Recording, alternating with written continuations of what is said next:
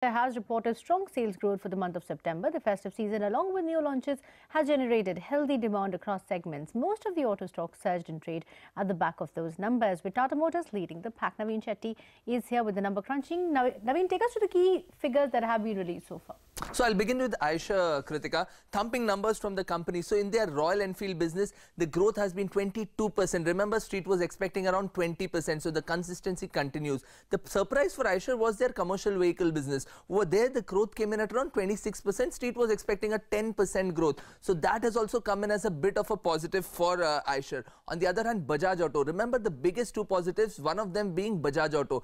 We were expecting a cut of almost 1% in terms of the total sales, but over here the growth has been 14%. Now the growth was led by two key factors. One, their export business. Remember, the management has been cautiously optimistic on their exports, but over there strong growth was seen in their export segment, and also the three-wheeler segment growth that has been the highest ever for the company. On the other hand, Tata Motors, again a big surprise, 19% growth overall in terms of the total sales for Tata Motors. This was led by 29% growth in their CV business. So both Eicher and Tata Motors, if you see the CV sales growth, it shows some kind of a prick up, especially in the MNHCV segment. So that is one key point. Also Maruti, in line with what the street was expecting, 9.5% growth.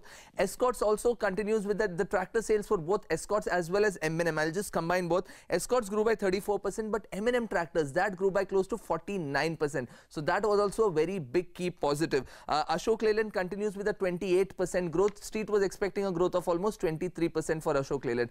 Last but not the least, TVS grew by close to 23%, but the key thing for TVS to go ahead is that are these numbers sustainable for the two-wheeler segment, because the management has guided for a 10% overall industry growth. But overall, if you see the auto sales numbers, two things need to be noted. One is this a one-off because of the restocking happening ahead of Diwali season? That is one thing that needs to be seen. And also, if you see the CV segment growth, the key point going ahead will be, is the MNHCV cycle picking up again, and is that positive on the economy? So these are the key two things to watch out for, and maybe we'll get more color into the overall numbers once October season pans out properly. Back to you.